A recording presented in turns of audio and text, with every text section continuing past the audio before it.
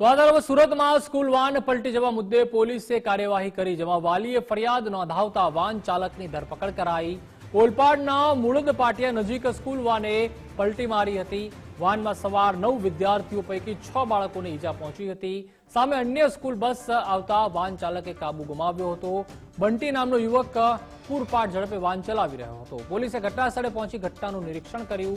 પોલીસે વાલીઓ અને સ્કૂલ સત્તાધીશોને પણ અપીલ કરી છે। ક્ષમતા કરતાં વધુ બાળકોને વાનમાં ન બેસાડવા, વાલીઓ શાળા સંચાલકોને નિયમોનું પાલન કરવા પણ અપીલ કરાઈ છે।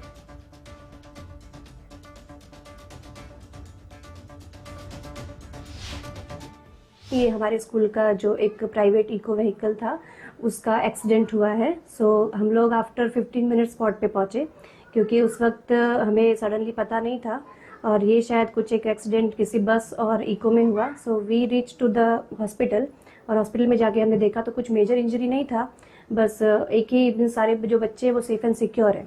और इसमें हमने प्राइवेट व्हीकल्स को ऑलरेडी हमने मीटिंग लेकर सारे नॉर्म्स एंड कंडीशंस जो एक बच्चे की सेफ्टी के लिए होते वो हमने रखे थे, बट फिर भी ये अनफॉर्चुनेटली यह हादसा हुआ है। आज सवार में अर्ली मॉर्निंग में इको वान द्वारा જ્યારે 9 બાળકોને એક સ્કૂલના વિદ્યાર્થીઓને લઈ જઈ રહ્યા હતા ત્યારે ઇકો વાન પલટી ખાઈ ગઈ અને 6 બાળકોને નાની મોટી ઈજા થઈ। બધા સ્વસ્થ છે। પોલીસને સંપૂર્ણપણે તપાસ કરી રહી છે। સામેથી બસ આવતી હતી ઇકો, બસ રોંગ સાઈડમાં છે કે ઇકો છે એ બધું તપાસ કરીને એના એક્શન લેવાશે। હું વિનંતી કરું છું વાલીઓને કે જે તમે સ્કૂલ વાન બાંધો છો કે જે સ્કૂલ વાન તમે પરચેસ તમારા બાળક માટે કરો છો તો એના માલિક, એના ડ્રાઈવર, એમનું કેરેક્ટર, આ બધી બાબતોમાં આપણે ચકાસણી કરવી જોઈએ। શિક્ષકોને પણ હું વિનંતી કરું છું કે આવી કોઈ હરકત, સ્પીડ ડ્રાઇવિંગ વગેરે હોય તો એના વાલીને ચોક્કસ જાણ કરવું જોઈએ કે તમારા વાન વાળો આ ગાડી બરોબર ચલાવતો નથી।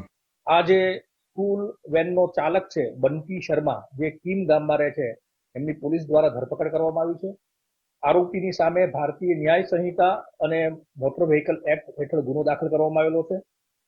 આ જે સમગ્ર બનાવ છે એમાં જે સ્કૂલમાં અધિકૃત કરવામાં આવેલા બાળકો જે વેનમાં હોવા જોઈએ એની કરતાં પણ વધારે બાળકો છે એની પણ કલમ લગાડવામાં આવી છે।